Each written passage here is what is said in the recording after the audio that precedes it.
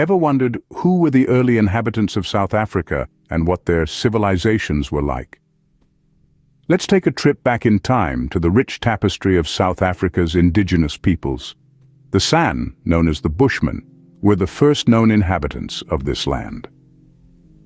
Skilled hunter-gatherers, they navigated the harsh landscapes, leaving behind a legacy of stunning rock art.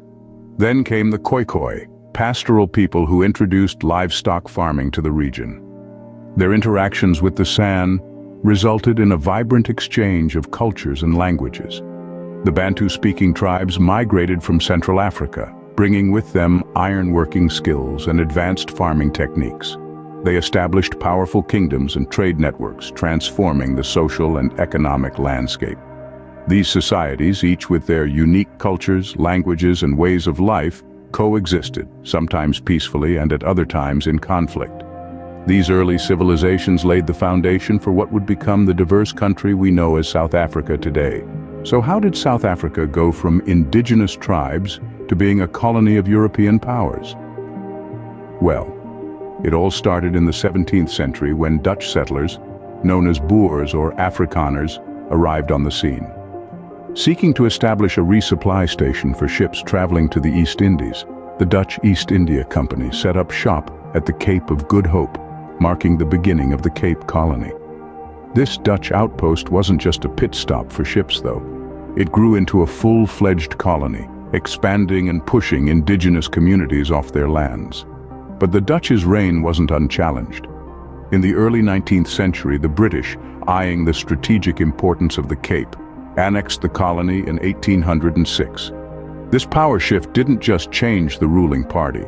It fundamentally altered the cultural, political, and social landscape of South Africa. Thus began a new chapter in South Africa's history, marked by European influence and control. But what happened when the Boer settlers decided to move further into South Africa's interior? This monumental shift, known as the Great Trek, occurred during the 1830s and 1840s. The Boers, seeking to escape British rule and preserve their culture and language, embarked on a grueling journey into the South African heartland. This mass migration led to the establishment of independent Boer republics, such as the Orange Free State and the South African Republic, also known as Transvaal. These were self-governing territories formed by the Boers on lands they believed were rightfully theirs. However, this expansion was not without conflict. The indigenous peoples of these regions, including the Zulu and the Ndebele, fiercely resisted the encroachment of the Boers onto their ancestral lands. This led to a series of violent confrontations, further complicating the already turbulent history of South Africa. This period saw the establishment of independent Boer republics, setting the stage for future conflicts. How did British imperialism impact South Africa and its indigenous peoples? Well, to paint a picture, we must take a step back into the mid-19th century. The British Empire, in its quest for global domination, had its eyes set on South Africa. The annexation of Natal and the Cape Colony were major milestones, marking their territorial expansion on the African continent. But this colonial expansion wasn't unopposed. The indigenous African kingdoms, sturdy and resilient, resisted this foreign encroachment fiercely. One of the most notable conflicts was the Anglo-Zulu War in 1879. This war, while ultimately ending in a British victory, showcased the courage and tenacity of the Zulu kingdom. This era of British imperialism was not just about territorial gains. It brought about profound changes in South Africa's political, social, and economic fabric. The imposition of British laws and systems and the exploitation of local resources left an enduring impact. British imperialism left an indelible mark on South Africa, altering its political, social, and economic landscape. How did the discovery of precious minerals transform South Africa?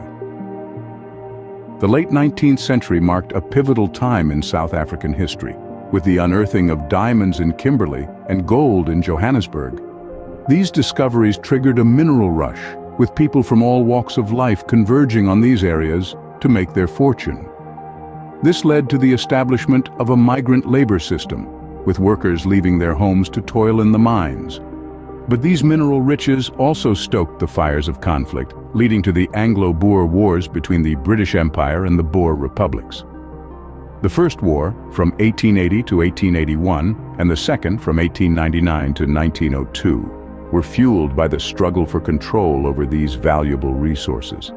These wars were a testament to the lengths nations would go to secure wealth and power.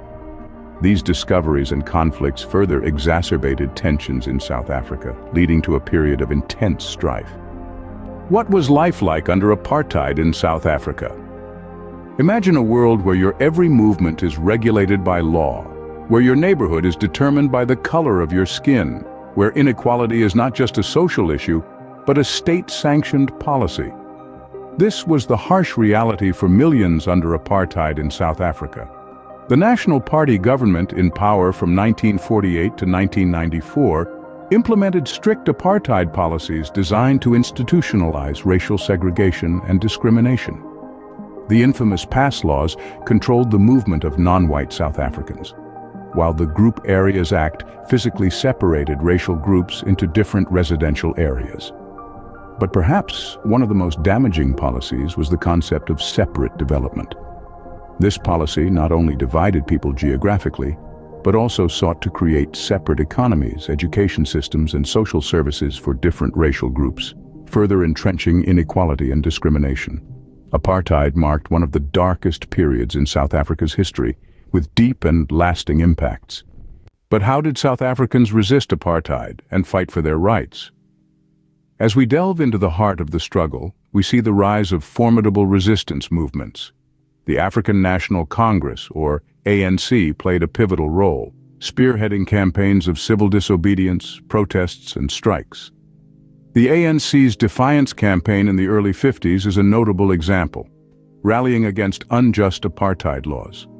Then the Pan-Africanist Congress, or PAC, emerged, advocating for African nationalism and majority rule. The PAC's anti-pass campaign led to the tragic Sharpeville massacre, a turning point in the struggle against apartheid.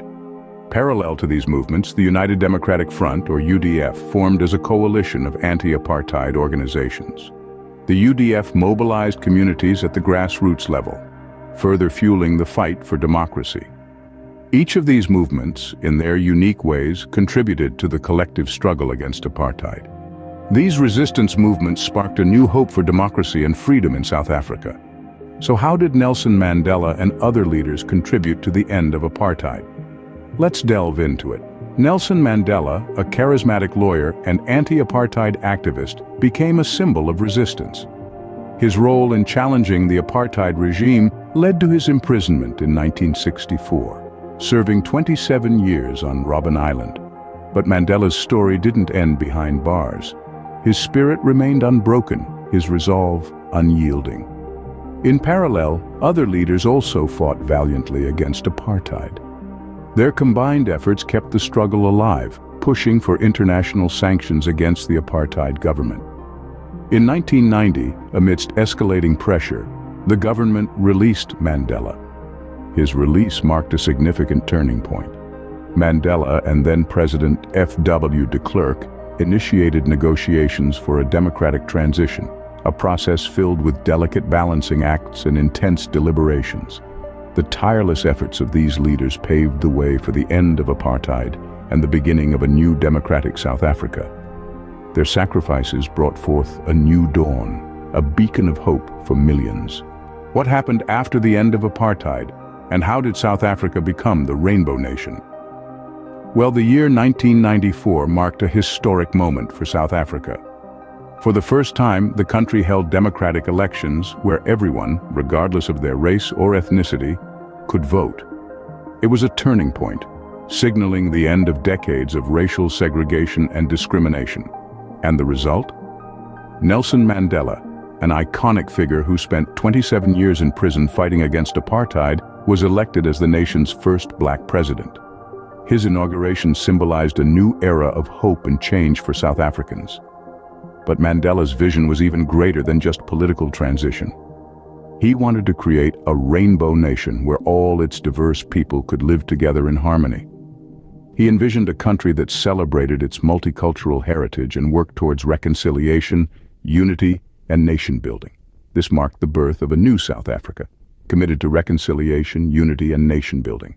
But what challenges does South Africa face today, more than 2 decades after the end of apartheid? South Africa, the renowned rainbow nation, has made significant strides since the end of apartheid, yet it still grapples with a myriad of daunting issues. Among these are poverty, inequality, and unemployment. A large portion of the population continues to live below the poverty line, while the gap between the rich and the poor remains one of the widest in the world. Unemployment rates, particularly among the youth, are alarmingly high. Crime and corruption are also major concerns. South Africa's crime rate is among the highest globally, impacting the quality of life and hindering economic growth. Corruption, from petty bribes to high-level political graft, undermines trust in public institutions and hampers social and economic development.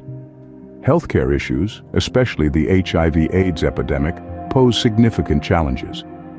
Despite substantial progress in combating the disease, South Africa still has one of the world's highest HIV/AIDS prevalence rates. The healthcare system, while improving, struggles with issues of accessibility, affordability, and quality. Land reform is another contentious issue.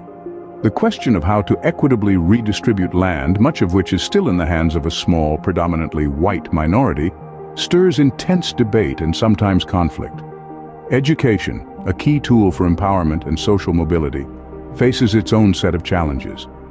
While access has improved significantly, issues of quality, relevance, and equity persist, affecting the country's ability to develop a skilled and competitive workforce. Despite these considerable challenges, South Africa has not lost its resolve. Efforts are underway to address these issues and build a more inclusive society.